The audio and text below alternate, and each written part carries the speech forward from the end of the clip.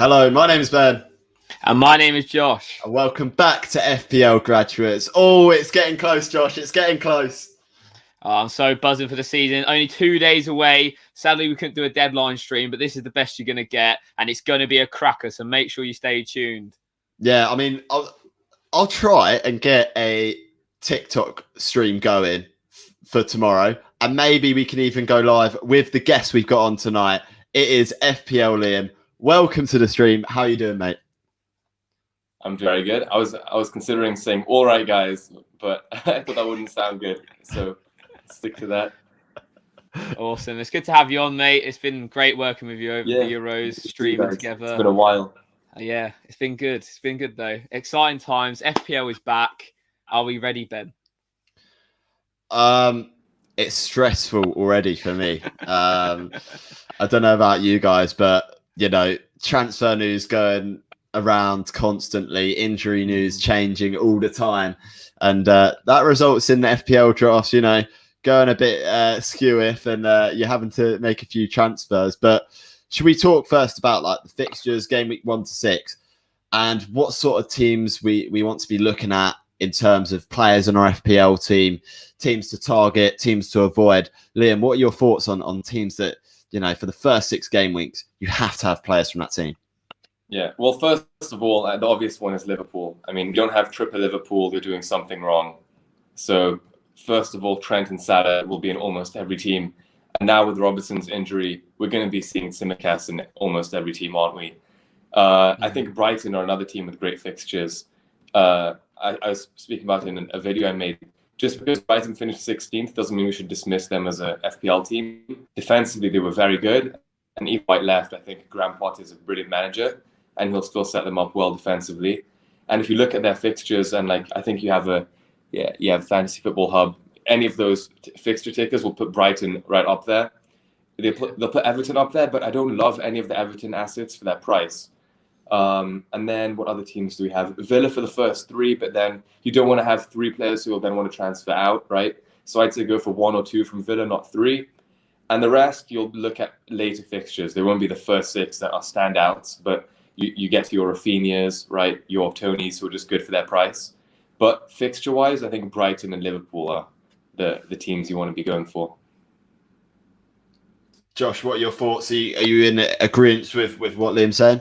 Yeah, you have to look at Brighton and Liverpool. They're by far the best. It's interesting. So I see a lot of people going with Chelsea players. Lukaku obviously is inbound.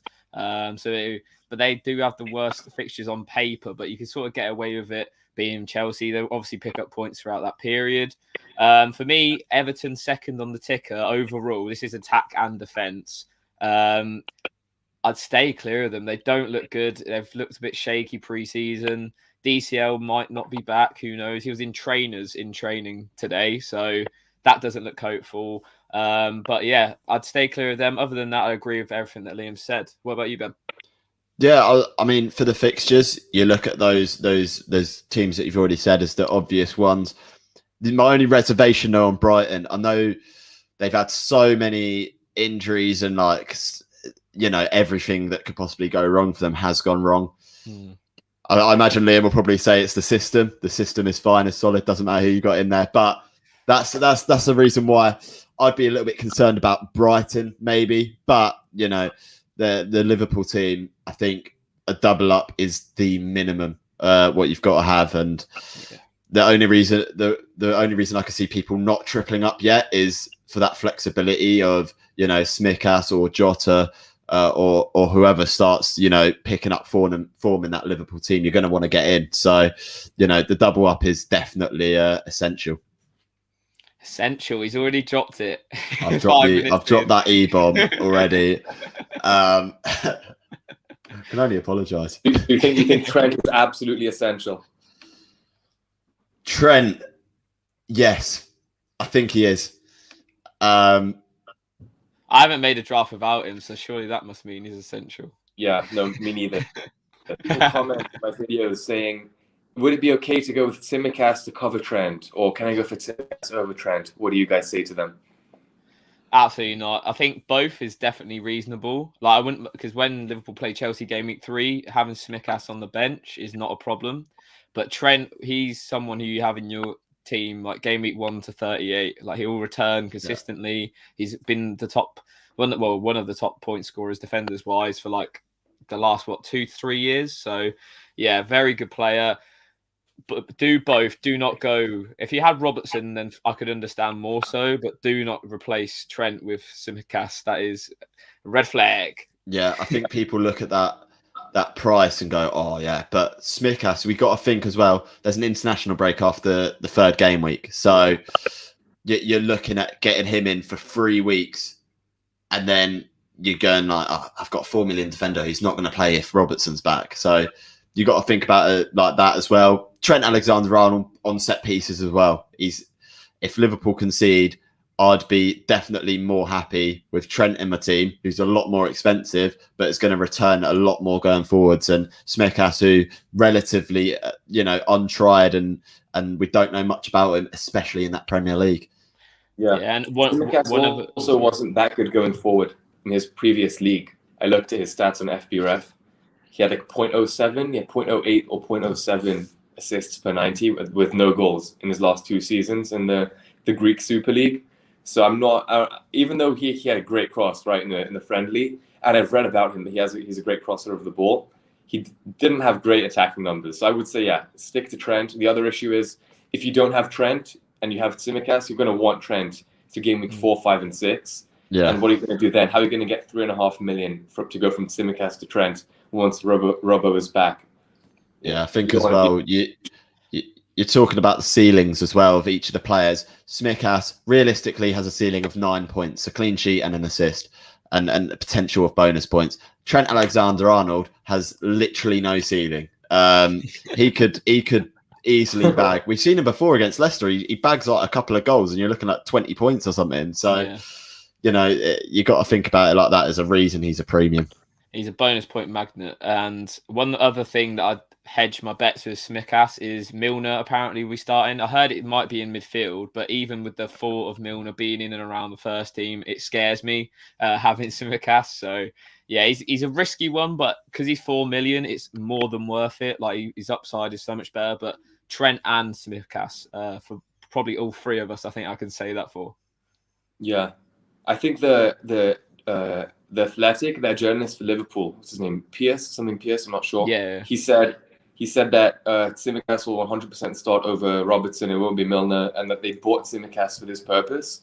So I think, I back him to start. That's good then, because I've seen Milner's apparently start in midfield with Naby Keita, because they've got a few injuries in midfield too. So yeah, it'll be interesting who Liverpool do field against Norwich. Should be a good game. Is there anything else we're going to touch on fixtures wise, Ben? To be honest, not really. I think as well, a team that goes under the radar in terms of their fixtures is Leeds. I think they, Everton at home, Burnley away, Newcastle away in their first sort of 5 fixtures. I think they could do a bit of damage there. And we've seen before they play even better than they normally do when they play against the top 6. So yeah. I think you have to take that into consideration a bit. A lot of people are looking at getting in the Leeds players to replace the Aston Villa players after game week 3. I think people may miss a trick there, and Leeds assets could do quite well in those opening 3 sort of fixtures there. Yeah, I totally agree with that. Just and one more team with great fixtures. Sorry. It's all right. One more team, West Ham. I think they're not spoken about as well, even defensively, but they're playing in their first 6. They're playing Newcastle, Palace, Southampton, Leeds, and then after they're playing Brentford as well in game week 7. So I think their fixtures aren't being spoken about enough. Cresswell and Sofal, I think, in there both for 5 million, and then Cresswell as the second best 5.5 after Shaw, who's going to be in every team, right? So Cresswell for 5.5, Sofal for 5, I think are brilliant options, and I'm sure we'll get to all the West Ham midfielders later in the episode. 100%. Right, shall we move on, Ben? Yeah, we'll get into what we were teasing. Is the team reveals. A lot of you guys pretty much guessed my whole starting 11 on TikTok. To be fair, like you guys got it. There's definitely a template, and it's definitely pretty obvious. We'll go into my draft then first, and this is what it's looking like. In goal, me and Josh both back this. We think he's going to score more points than Martinez this season. Big call. We think it's happening. Villa's defensive, record back end of last season wasn't too great, and I think Meslier, for a young goalkeeper coming into the Premier League at 19 years of age, very composed. Leeds, second half of the season, one of the better defensive teams in the league. I'm sure there'll be some stats to back that up. But Meslier, he picks up a lot of saves. He averages 3 saves a game, and I really like him as an asset. In the defence, we got Trent Alexander-Arnold. We touched on him before. Essential for me, very, very much essential. Luke Shaw. Oh, Liam's gone flying. There he is. As Luke Shaw comes in. That is the ownership of Luke Shaw shooting up after the Euros, to be fair. I'm tempted by Wan-Bissaka as well, but with Luke Shaw's ownership, I think it's just so much to be like, I'm not going to risk it at the start of the season. I've also got Matt Targett. I know I was just talking about Aston Villa defensively not being as good, but I've got Targett in there for the first 3, and he's my only Aston Villa player, so I'm pretty happy and settled with that at the moment. In the midfield, I've got Bruno and Salah. A lot of people, I don't know if it's just a Twitter bubble, but going Bruno rather than Bruno, yes. And I've got to go with him. He's too good to ignore. Even, if you take out of account the penalties he got last season, he still gets over 200 points. So that's crazy to me and should be a no-brainer. As is Mo Salah. Consistency is key. The man is king at FPL. You have to have him in. I've got Rafinha as well. I was talking about Leeds, how I think they could surprise a few people in the first couple of game weeks. I think that man is the one to do the job. And I love watching this bloke play, even if he doesn't get any returns. Thoroughly enjoyable to watch as a player. Maybe similarly to Riyad Mahrez, I just couldn't go without a City player. A lot of people have almost forgotten about those City assets when we're looking through a lot of FPL drafts, and not many people are picking up those City boys, especially going forward because of the fear of Pep Roulette. You've got to remember every year on FPL is different, and different trends will emerge. And I think Riyad Mahrez, especially in the short term, could be a really good option. And one bloke I've been really excited about, and probably the big differential of the team, is Said Benrahma. The bloke is going to have a mad season. I can just feel it. I've got a lot of mates that are West Ham fans, and they're saying, look, this kid is very good. He's going to take up that Jesse Lingard role this season and be that £6 million star. And then up top, Antonio. As long as he stays injury free, he'll bang in goals this season, no doubt about that. One of the highest expected goals, in the league, if not the. I'm sure one of Josh or Liam will be able to back that up with a couple of stats. And then Ivan Toney, who I believe will bag goals. He got half of Brentford's goals and assists last season in the league. And even if Brentford score the lowest amount of goals scored is 26, I can expect Toney to be involved in half of them. That's at least, 13, 14 returns. And they will score more than that. So I think he will get returns on the bench as Liam goes flying again at the thought of Ivan Toney. I've got Ben Foster, Cycling GK, masterclass from him.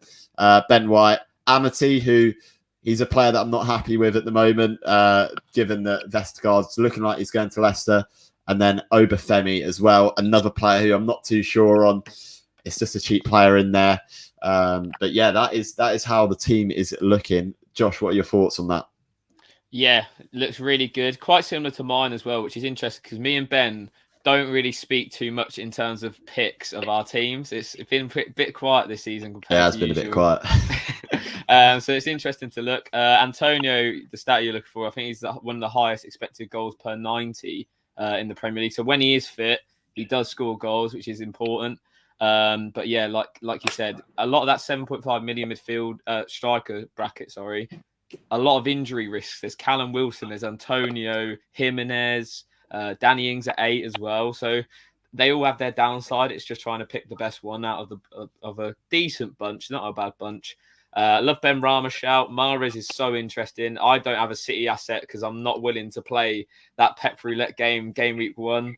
Plus, their fixtures aren't the nicest, so you can maybe get away with it for a little bit and see who's going to be starting. What do you think, Liam? Yeah, I like most of it. I think I'll make a couple points. Do it, Liam. Do it. I think Matt Target for for 5 mil isn't really worth it, because once I go above the 4.5 million, I either want one of like the elite defenses, so that's Chelsea, City, pretty much, right? Or I want someone who has a goal threat, has an assist in him. And Matt Target isn't really that. He's got 0.09 expected goal involvement per 90 last season, which isn't ridiculously good, right? It's like half of all the other ones that we think about, like the Shaws, the Dignes, Dallas from last season. All of them are right around that 0.20 expected goal involvement per 90 mark, right? So I think I'd say avoid Target for 5 mil. For 4.5 would be more interesting, especially because you're basically booking him in for a transfer after game week 3, right? You're not going to play him through that sea of red. Meslier I like because I think he has 2 things going for him. First of all, Leeds improved a lot defensively in the second half of the season. They also had a lot of injuries to their centre backs in the first half, which gave them, I think, a bit of an unfair reputation as like a gung-ho, all-out attack team, when in reality, in the second half, once they had their 2 starting centre backs back, they improved a lot. So I'm not against Meslier. The other thing that he has going for him that Sanchez doesn't is that Leeds do concede a lot more shots than Brighton. So Medier's ceiling is much higher. When he keeps a clean sheet, he'll probably have a save point and a couple bonus points. After that, I have Mahrez too. I love him as an asset, because if you think about Foden being out injured, De Bruyne not fully fit yet, Bernardo Silva on his way out, who's realistically going to be playing with that side for City? Maybe Ferran Torres once every 4 or 5 games. Maybe Raheem Sterling sometimes, but Guardiola doesn't like him on the right too much. So I think Mahrez is almost nailed on for the first 6. Ooh. And I think I'm going to wildcard right around that game week 6 mark. So I'm not against having Mahrez in my team. I actually think he might be a huge differential and as good as Salah and Fernandes for the first 6, if what I think about him starting is true. After that, the rest of the team is pretty much identical to mine, other than Benrahma. I think Benrahma is probably the best midfielder at that 6 million mark. I'm just a bit worried about whether he's nailed on to start, because the way I see it, West Ham have Lanzini, Benrahma, Bowen, and Fornals for those front 3 of the midfield. So I'm not sure if Benrahma is going to play all the games, but his stats are actually extremely good. He has above 0.5 expected goal involvement per 90, which is ridiculous. So I think he's worth it for 6 mil. And then I agree with Josh on Rafinha and all them. Yeah, everything else is good. There you go. The FPL Liam advice has been given. Yeah, I'm definitely going to take that into account and maybe look at that Matt Target pick again, because I did just slander the Aston Villa defence and then go and pick one. So we'll have a look at that again and see if we can make improvements. Who's the next team? Are we going to Josh's team? Yeah, we'll get me out of the way. Leave the best till last. Let's have a look at what I've got, shall we? Can we see it on screen? There it is. Awesome. Yeah, so defensively, it's quite similar. I think a lot of people will have quite this template defense in a minute. So Meslier and goal. I'm not going to go over the players that we've covered too much. Obvious reasons. Same with Trent, Shaw as well. Veltman's in there as my Brighton defensive option. He'd probably be playing between right back and centre back. They've obviously sold Ben White. They've not brought anyone in. They've got a few injuries back there, like with Dan Burn, Lamptey. So I'm sure Veltman should start the season. I'll be pretty confident in that. Smikas, obviously, he's in there. First 3 game weeks, I'll be more than happy to have him in there. Just 4 million. It's just great price. Like, you can't expect too much from him. And I'm not, like, if they can see the goal, so be it. He's £4 million. Mo Salah captain for game week 1. I think that's been on there since the start of the game. I don't think that's ever changed. Bruno's in there. He looked so good against Everton. Really sharp. Everything went through him. And a really good free kick to top it off. He's just never probably going to leave my team unless United go on a really tough run of fixtures. Next one, I haven't gone Mahrez, gone Son, £10 million. There's multiple reasons for this. So Son, he's had a great pre-season, scored lots of goals, lots of assists. Spurs' main man, if Harry Kane does go, if he does come back, they've still got that great partnership together. He's got a good record against Man City, and then the next 3 games after that are all really good fixtures. So for that first 4, I'm more than happy to have him in. And also, if, say, I don't know, a Jadon Sancho, a Riyad Mahrez, someone below his price pops off, starts getting loads of returns, and he's not playing well, it's an easy switch. And plus, I'll probably have money in the bank as well, which is ideal. Benrahma has been covered. Great option at 6 million.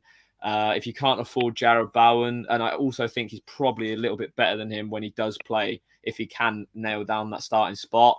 Up front, we've got Danny Ings, definitely just for the first 3. I don't know if I'll keep him for much longer. 8 million's quite a lot, but I've somehow managed to squeeze him in. I have looked at the other players like Callum Wilson, Jimenez, but I think those first 3 fixtures, man, and Danny Ings scores goals. Like, it's too tempting for me. Antonio as well up front, 7.5 million. Best of an injury-prone bunch, but good fixture first game, Newcastle. I expect him to get some goals if he does play. On the bench, I've got Ben Foster, I've got Eiling, I've got Allen, and I've got Obafemi. Don't expect much from Obafemi. Apparently, he could be going out on loan to Birmingham, I think. Allen's literally just there as a 4.5 million midfielder. I'm not sure which one I'm picking yet. So he's been my latest trend of that position. And then Eiling's in there because he rotates well with the Brighton fixtures, Leeds and Brighton. I do not want a Leeds double up in defence, though. So I'll be looking at different options there. I had a Marty in there, but obviously, literally this evening, Vestergaard, they've agreed a deal for him. So that maybe makes a Marty viable for maybe game week 1 at a push, which isn't ideal. So yeah, that's my team. What do we think, boys? Want to go first, Ben? I'll go on. Yeah, I'll go first. Yeah, I like the team. There's obviously a lot of similarities, and I don't know how we've come to that because, like we said, we haven't talked to each other at all about our drafts, and not said really a word, and we've come out pretty much the same teams, just 1 or 2 players different, which shows there's definitely a template in there. The Veltman pick, he was in my team until, you know, the 4th or 5th injury of Brighton came out. Still think he's a decent option because obviously, yeah, I wouldn't want to double up on Leeds either. I think Ailing's probably one you look to go someone different maybe. Allen as well, 4.5. He will pick up yellow cards for fun. So again, that's another one that I probably wouldn't look to have in as the cheaper option in case he does get subbed on for you if a couple of players don't play. I think that Son pick is really nice as well. Like, it gives you just that extra captaincy option, in my opinion, because he's nailed in that team a lot more than Mahrez is. And obviously could become the main man at Spurs, taking everything because he already takes corners here and there. He's on a couple of like if Kane was to go, he'd be on penalties and that sort of thing. But yeah, not too much to say on that one. I think that I'm potentially already being swayed to getting out Amity and bringing in Smikas because, you know, that is great value. But yeah, very, very good team overall. Yeah, no, I'm with Ben. I think the difference between your teams is what? Veltman for target, right? Son, Mahrez, Ings, Tony, right? Yeah. And then Ailing to a different 4.5, something like that, right? Yeah. So, yeah, your teams are very similar. Honestly, my main issue with my team is not having Ings. But the way I've justified it to myself is right now it looks like a Villa's like dream front 4, right? They used all the Grealish money to buy. I only see one of them playing, which is Ings. I think Buendia, Watkins, and Bailey all seem like doubts for the game. So that justifies game week 1 not having him. Game week 2 and 3 are a bit trickier, but it's only 2 games. So then if I get 1 goal from Tony in between game week 1 and 3, I'll be fine with that extra 1.5 mil, which is basically the difference between Mahrez and Greenwood for me. For you, it's the difference between what? I don't really think you need that money. You wouldn't take someone instead of Benrahma, maybe Harvey Barnes, but I don't think you need the money too much. So I like Ings in your team. Like Ben said, Ailing, but you already said it as well. You should probably replace him. I wouldn't double up on Leeds defense. Veltman I like a lot. I think he's nailed on. But I'm not sure he'll play wing back. I think he'll play right centre back, which is fine. He's only 4.5. Tsimikas we've spoken about. The rest is good. Alan, however you say his name, I think there are better 4.5 million midfielders who are slightly better. They're not really going to, and none of them are going to get you more than 2 points. But I think Billy Gilmore might take some set pieces for Norwich. And there's some guy from Burnley who plays more attacking than all the other ones. So maybe take one of them. But yeah, it looks good. Yeah, I've had a think. I was looking at the 4.5 defenders for that Ailing spot, and basically game week 3 is a big issue if I go double Liverpool, because obviously they face Chelsea, so I don't really want Tsimikas as well as Trent. And then in game week 3, I think also so Arsenal, they face Chelsea, I think. Not Chelsea, they face someone else really hard. So game week 3 is proven to be quite a big issue. I was tempted to go Amity, even if it was for like 1 or 2 game weeks, but with that Vestergaard news, it is a big L in the bank. And then, like you mentioned, those 4.5 million midfielders, Gilmore's probably going to be the one I lean towards the most. I think Brownhill, that Burnley played their most experienced team out in the preseason friendly, and he wasn't in there. So, yeah, probably Gilmore for me, I think, out of those 4.5 million midfielders. How about for game week 3? You will play Trent, won't you? You're not going to bench Trent. Yeah, Trent, Shaw will both be there. So so Trent, Shaw, and then one more, right? So you go Veltman, right? Yeah, it'd probably be 2 more. So I've got to play 4-4-2. Oh, that's the issue with your team. Yeah, I was going to say the one thing I'm not sure about is the 4-4-2. Yeah. So that's a problem. We'll have to wait and see if it continues to the deadline. I guess I'm sure 4-4-2 is the way you afforded Son, right? Yeah, there's no literally like for a 5th midfielder, I'd have to. Like, I could have Mahrez and Smith Rowe maybe, but then there's like a lot of playing players on my bench, and I just can't be asked with the headaches, to be honest. So I've gone 4-4-2. Yeah, I'm sure that Josh will have many thoughts and changes of formation as we go on through. But yeah, we'll move on to Liam's team, saving the best till last. Have we got it ready to go up? Oh yeah, it's on me. Yeah, I don't know if you can see it very well. You can let me know. It's just on the DM. So let's have a look. Is that viewable? Might not be. I can see. I imagine you guys will probably be able to see it a bit better than I can see it right now. Yeah. Let me double check for you guys. Yeah. So I've gone for Sanchez in goal. I'm sure you all know how much I harp on about Brighton's defense. And for 4.5 mil, I think they've underpriced him. The third best team based on XG conceded. For only 4.5 mil, you get any clean sheet points that they get. I think for me, it's a no-brainer because I'm using that 0.5 million for something good. Whereas if you want to invest another 0.5, you can go for Schmeichel or Meslier, who might do slightly better. But honestly, in the first 6 games, I can see Sanchez being one of the highest keepers, maybe second only to Alisson. So that's my case for Sanchez. After that, Trent and Tsimikas. We've spoken about Liverpool's fixtures. Trent is an absolute FPL scoring machine. Luke Shaw created the most chances in the leagues in 2021. He's maybe the quality of chances aren't as good as Trent and Cresswell, but based on XG, based on chances created, and United's fixtures, which aren't that bad either, you've got to go with Shaw. After that, I've gone for a 3-5-2, which I think Ben went for as well. And Salah captain, of course. Rafinha, we've spoken about. Bruno, yes, in the words of Ben. I don't think there's a better use of that money. For example, if I went for, let's say, Mahrez and Son, and instead of Barnes and Fernandez, I don't think that would be better, especially because I probably captained Son and Mahrez too many times, other than that one time that City played Norwich in I think game week 4, something like that, or maybe game week 2. And then I've gone for Harvey Barnes, which I think neither of you had, because first of all, he had really good underlying numbers in the 10 games before his injury, above 0.5 expected goal involvements, which is ridiculously good. It's quite similar to what Mahrez got, for example, similar to Calvert-Lewin. So I think for 7 mil, if you think he's nailed on for Leicester, he's probably the best midfielder at that price point. And I'd argue he's worth an extra 1 mil over Benrahma, because first of all, he's more proven. Benrahma's never really done it in the Prem, has he? He's had a good preseason, but not really. And then, Mahrez, like I said earlier, I think he's almost nailed on to play the first 6 games for City.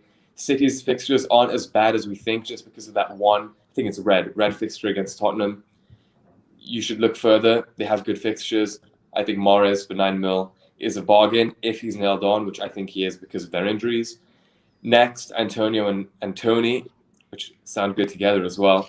I did want Ings over Tony, but the 1.5 mil is basically Mahrez over Greenwood for me because I can't go Jota because I have triple Liverpool. And Greenwood, I can't see playing more than 3 of their opening 6 games. So for me, I think Mahrez is definitely worth it. Greenwood. Tony, he's unproven, but he's only 6.5 mil. So I'm not investing too much in. If he gets me a couple goals in the opening 6 games, I'll be. But he's got the arrogance. He's got the ability. He's got loads of goals in him. He takes great penalties. And if Brentford score, he's got that talisman effect. If they score, it's probably him involved and most likely him scoring it. So I think for 6.5 mil, Tony is a steal. Antonio, I love him as an FPL asset. People keep arguing with me, oh, Antonio isn't that good. He only scores 10 goals a season. So you have to explain to them that his hamstrings are made of butter. You know, they melt every 5 weeks. But when he's fit, he's ridiculous. Next, I think Ben White might be the answer to your 4.5 million defender problem because Arsenal on goals conceded were the 3rd best defense last season. On expected goals conceded, they were the 5th best defense. And except game week 2 and 3, I think our opening fixtures are actually quite good. If you look, opening game against Brentford, I probably won't even start him for it, but it's very good. Then Norwich, Burnley, Spurs is tough, but you don't play him for Spurs. Brighton isn't too bad. Palace, Villa, Leicester, Watford, that's the opening 11 games. So I have Tsimikas to solve my problem in game week 2. Game week 3, I'll probably play Veltman, Trent, and Shaw. So I think Ben White, for 4.5 mil, nailed on to start for Arsenal. He's our main defender, basically. I think he's pretty easy to choose. Veltman, I think, is a bigger problem for me because the Brighton double-up, I think, might be a bit excessive, but it could pay off. So I'm still considering going for Luke Ayling over him because Ayling also offers a bit more of an attacking threat. He didn't get too many returns this season, but he's been performing expected statistics. So I think Ayling could be a good choice over Veltman. That's one change I'm still considering. The other thing I might still change, so don't get angry with it, is going Greenwood and Ings over Tony and Mahrez. But I really like the way my team is right now, so I'm not too sure about whether I'll change it. And yeah, forward, Perica, I don't know. He's the only one who is still in his club pretty much. The Obafemi probably leaving, so I've gone for him. Yeah.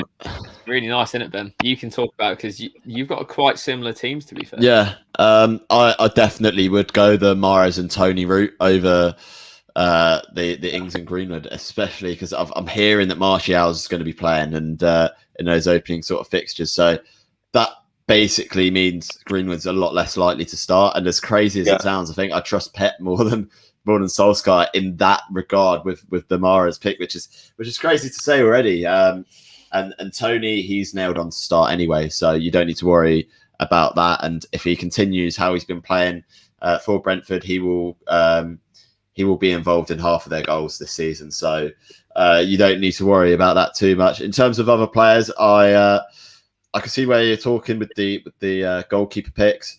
Periska, I was actually researching him today, looking him up.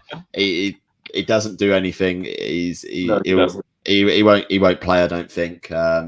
Barely played the second half of last season. So, I mean, the 4.5s, there's not really too many options to go for anyway. So it's just picking the one who's going to drop the least in value, I think, is what you got to go for there. And yeah, as long as he's lower owned than the likes of Obafemi and that sort of thing, you'll probably be all right in terms of price drops. But yeah, overall, very decent team, and you've argued your point on every single player as to why you'd get him in. And I really like that Barnes pick. Some really good logic going into that one, potentially over the likes of Ben Rama as he picked out.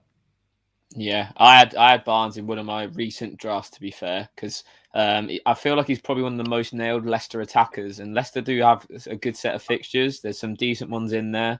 He looks really good, looks really sharp. He's played pretty much every preseason game to a certain amount of minutes anyway. So yeah, he's someone that I'm quite jealous of. Gone with Ben Rama. He's a little bit cheaper.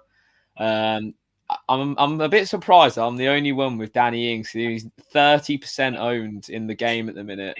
I'm very surprised that neither of you have him, but I can see why. Tony is similar. He's about 30% owned as well. Saves you 1.5, and you can do a lot with that 1.5, like you've mentioned. So interesting stuff. A lot of similarities in these teams, boys. So everyone who's watching, there's a reason. Yeah, there's a reason why they are so similar. And, you know, it's all about getting those transfers right, isn't it? Just it's going to be so crucial because everyone's got such similar teams to start with. And we'll kind of look out for that, and we'll go into the next section of like the ones to watch section and who he think's gonna do well in the opening sort of set of fixtures. And I'll go over to you, Liam, first. Who are we thinking will be a one to watch? Yeah, well, I think with people who've only played Euro Fantasy and not FPL, one thing you will be surprised and caught off guard with is how quickly prices rise, which is why things like ones to watch are important to think about before the season starts. So someone like Ben Rama is 6 mil now, but if he gets a goal and an assist, which is like 10, 12 points in his opening game, you'll see his price will shoot right up to 6.2 in 2 days. So I think Ben Rama's one to definitely watch based on his preseason. And even back when he was in Brentford, I remember watching them in the playoff. And I was like, who's this Ben Rama guy? He can play. So I think Ben Rama's definitely got the potential to be one. Antonio, I think, what's his ownership right now? Let's see. That 20% nearly. 20%, yeah.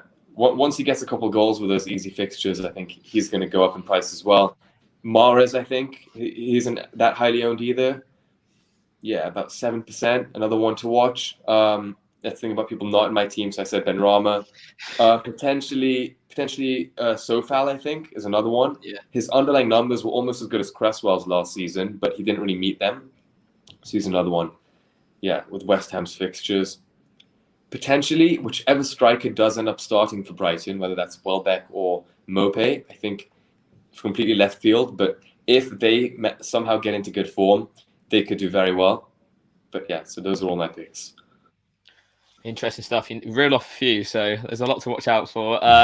For me, I'm going to go for Greenwood. You guys obviously mentioned that he might not play as many games, but I feel like he's had enough preseason. He's played the whole preseason. Cavani's yet to come back to training.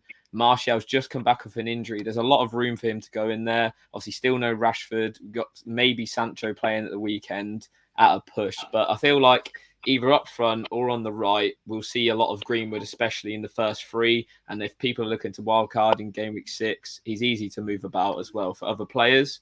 Other than that, I had another one in my thoughts. I think Sufal is a great player mentioned. Like you said, 5 million as well. That would be the first player that I'd put into Ben's team instead of Target. I think he's got good fixtures, as mentioned. Someone's asking Ben White and Greenwood or Trossard and Cresswell. That's an interesting one. Who would you go for, Liam? That's tough. Ben White and Greenwood. Nah, I wouldn't do it. Just because I don't back Greenwood. I'll put it this way, right? This is the 4-2-3-1 that I see in my head when people talk about Greenwood, right?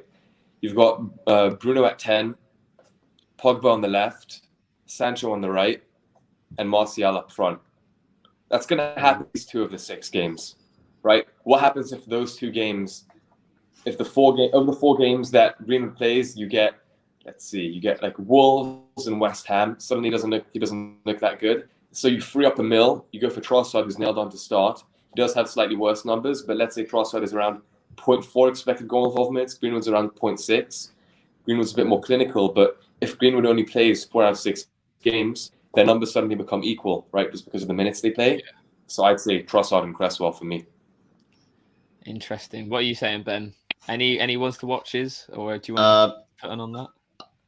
I think Liam argued that point pretty well, so I'm not gonna bother getting involved in that one.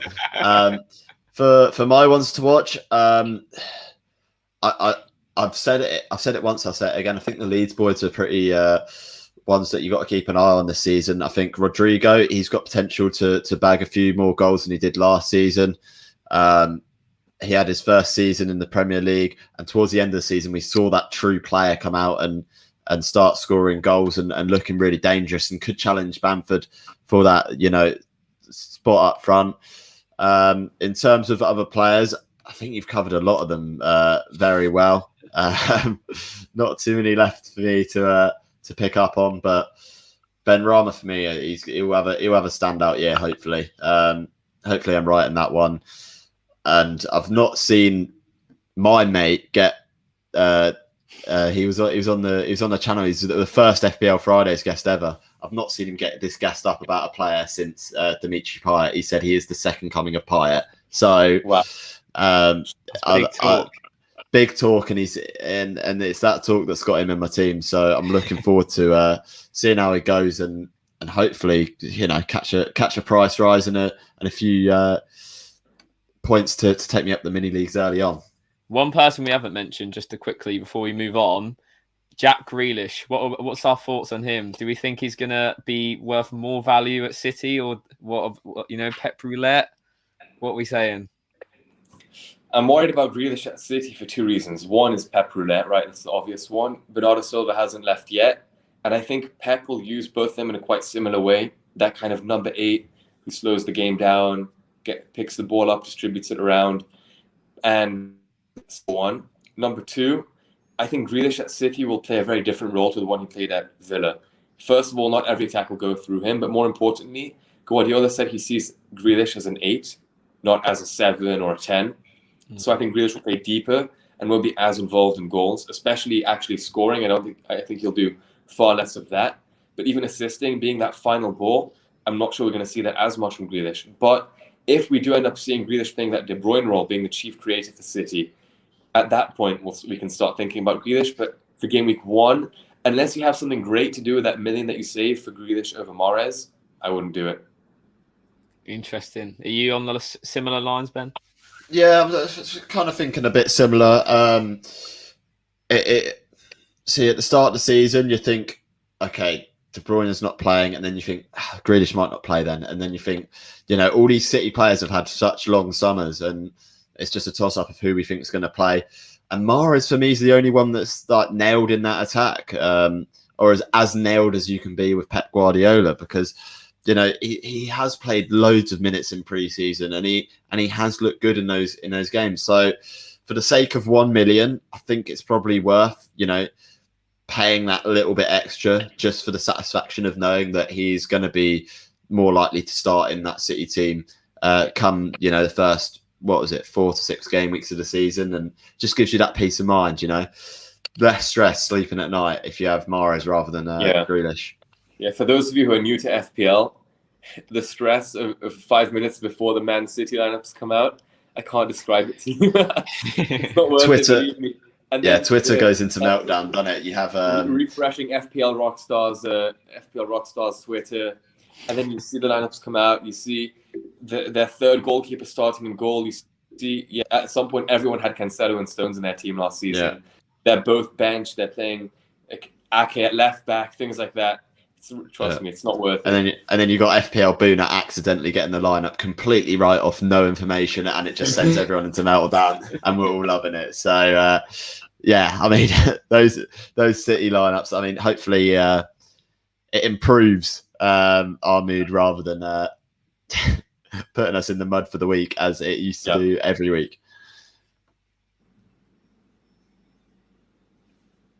Right, are we moving on then? Questions. So yeah, we'll go for a few questions first. Before we wrap things up, we've got another segment after this as well, just talking about the mini leagues, because it's probably your last chance to really join it before the season starts. Not really worth joining it halfway through. So yeah, if we want to pull up a few questions, Ben. Yeah, let's go for it. I've got to pick one now. I've got to pick one. I am panicking. Pressure. I've seen this guy. He's asked this a few times, so we'll get into this. 6 million attackers and under, the budget attackers. Is there any out there that we're thinking could be potential value, or do we have to spend, you know, that 0.5 or even 1 million to get value out of our strikers this season? Liam? I'm looking now. I think not really. If Danny Welbeck was fit, I would go for him.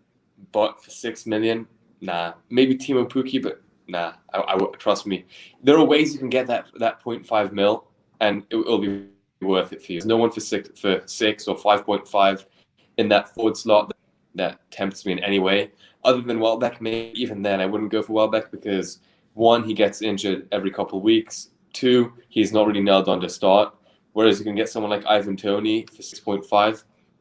You can get that 0.5. Like, for example, we saw in Ben's team, he has Target. You just downgrade Target to a 4.5, and boom, that's 0.5 mil. It's not that hard to free up 0.5 million, so I would do that. Well, on the contrary, I have someone who might be a good 6 million. Oh, is Adam Armstrong? Yeah, Adam Armstrong, 6 million. He came in today. Maybe. He was priced today, so no wonder you didn't see. But yeah, 6 million at Saints. He scored more goals than Ivan Toney last season Championship, and he played for a worse team, and now he's playing for a better team than Ivan Toney in the Premier League. So maybe he could provide some value at 6 million. I imagine he'd probably play up front with Shea Adams, like Danny Ings and Adams did at parts last season. So could maybe provide value. I think 6 million is a great price for him. I thought he would have come in at 6.5 like Toney. So it's very, very good price. What's your thoughts, Ben, having seen him play and stuff like that? Well, he didn't score more than Toney last season. Do you not? No, Toney broke the championship record for goals scored. I'm pretty sure they will beat him.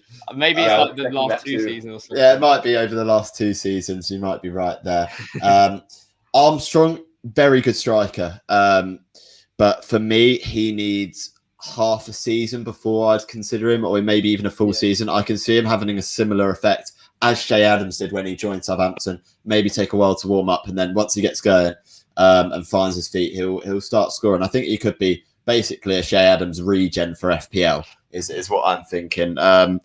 Good option. One that I'm not thinking of just of yet, but very, very good option when people at like game week 7, when Chelsea's fixtures get nice and people wanting to bring in Lukaku and need to downgrade a striker, Armstrong could be in that conversation. Definitely. He's football manager legend for me as well, so it makes him even more appealing.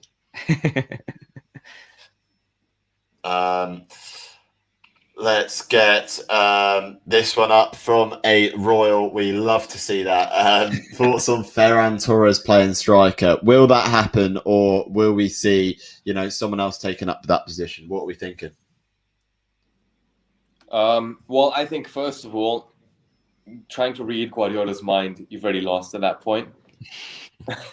But I think Gabriel Jesus will play striker at times. So I wouldn't say that Ferran Torres will play 4 out of 6 games. You could argue that City's striker for 4 out of 6 games is worth it. But I don't think he's going to be playing striker every game.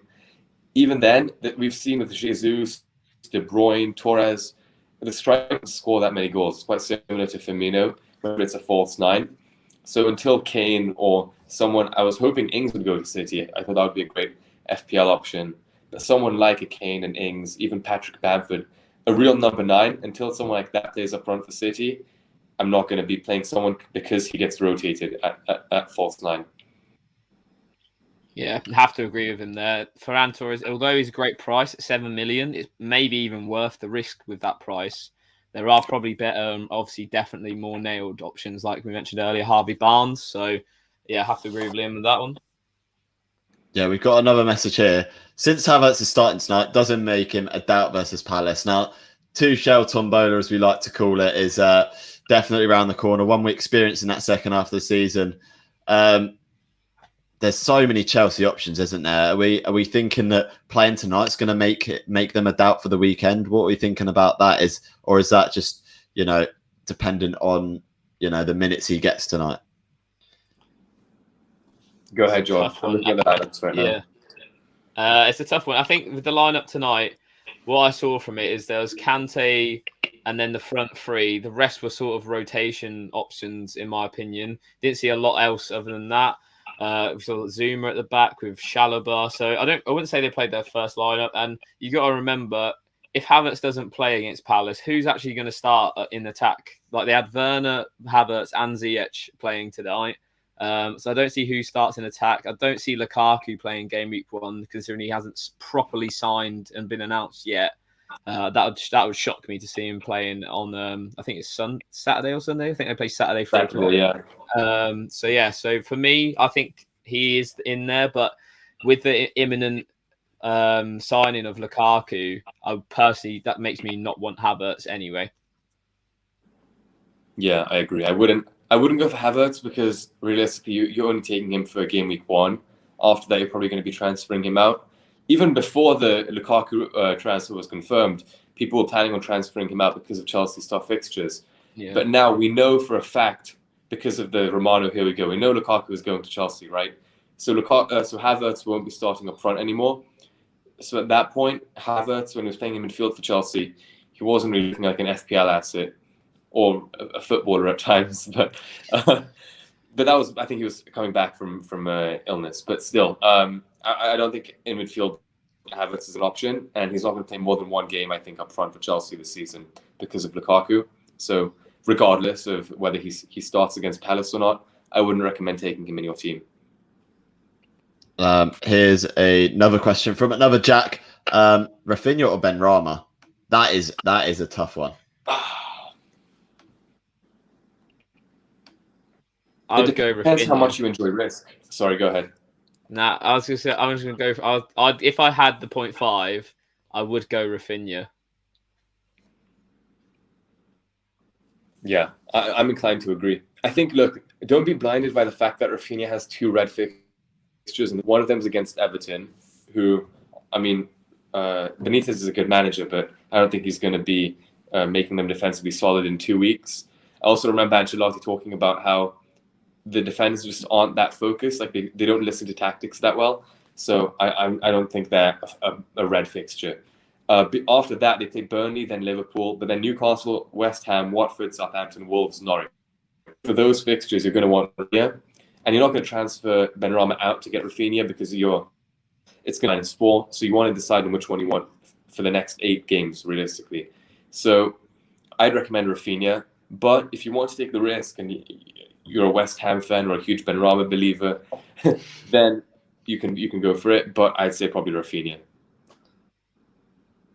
Yeah, I think my decision making was based on the fact that £6 million slot, I didn't have that 0.5 extra anyway, and Benrahma was the best in that bracket. I think the £6 million bracket is in there on its own. The 6.5 is there on its own as well. Yeah. I think if you have the extra 0.5, you may as well pay for Rafinha as a proven FPL asset. We'll take 1 or 2 more questions, and then we'll wrap it up. There is best 7.5 mil attackers. He's been asking this for about 5 minutes, to be fair. Who's the best one, and why is it them? Go ahead. You let me go. This is a tough question, to be honest, because there's so many good options. I really like whoever starts up front for Leicester, and I don't know if we're going to see a sure amount of minutes there, hence why I haven't picked anyone in my team yet. It'll be a wait and see for now, but Patson Daka looked great in pre-season, as did Iheanacho. So whoever partners Vardy, because it will be Vardy. I don't see Vardy getting his minutes rotated too much. I'll be definitely inclined to look towards. Other than that, Antonio, we all have in our team, so you'd have to say him. But someone who's gone a lot under the radar is Callum Wilson. He might have a knock at the minute. It's a bit touch and go, as it always is with Callum Wilson.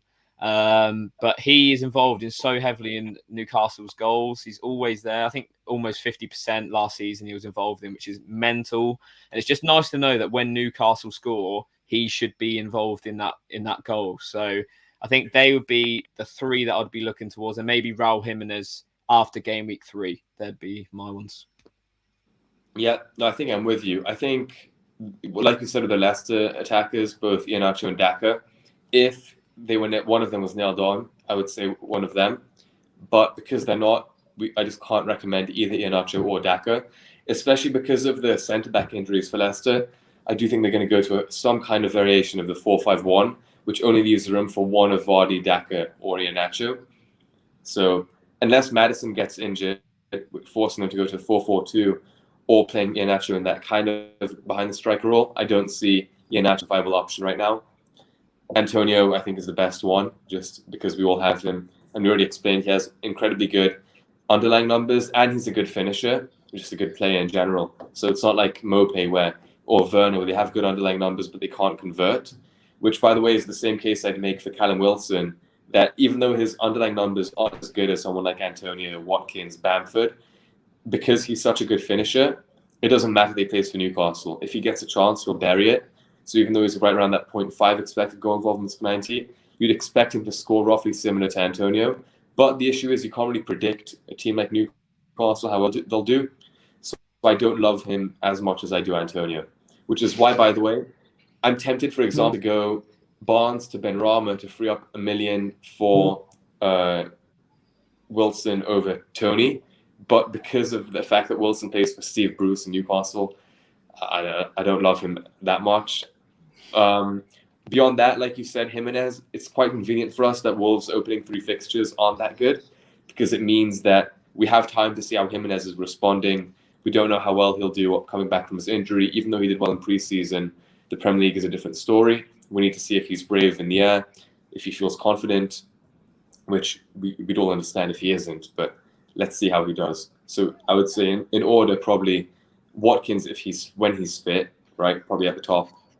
Antonio, Wilson, Jimenez, and then the Leicester boys. But either one of Iheanacho or Dak is nailed on, they go right to the top.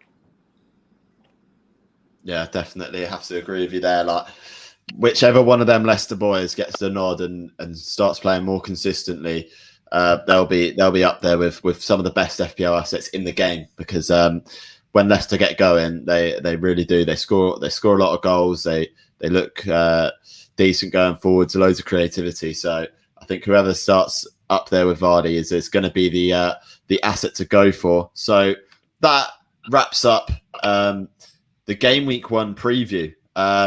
Unfortunately, FPL Fridays hasn't quite returned yet. It's in the works. The planning is there. We just need to finalize a few things and be less busy as well. It's so manic right now.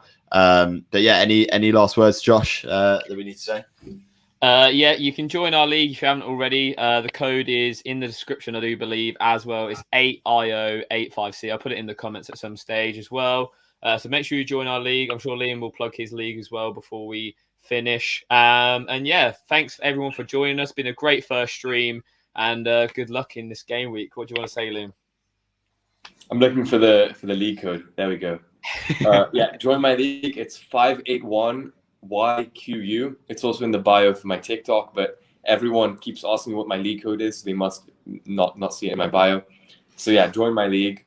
Yeah, that's it. Thank you for having me on. I'm very excited for the season, especially after talking to you boys. It's getting me hyped up. 2 more days.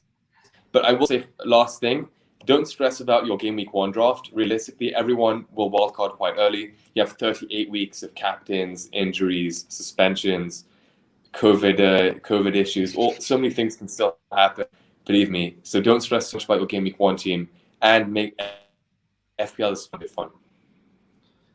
Yeah, some wise words there from Liam. And as always, if we didn't answer your question in the stream, send it to us on Instagram. Me and Josh are probably going to be working, all through the night to get these questions answered and everything. And as always, please make sure to like, comment, subscribe. Go follow Liam on all the socials. Does some great work over on TikTok.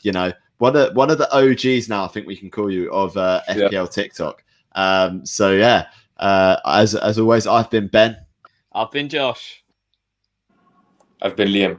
See you guys. And we'll see you guys later. Have a good game week, everyone.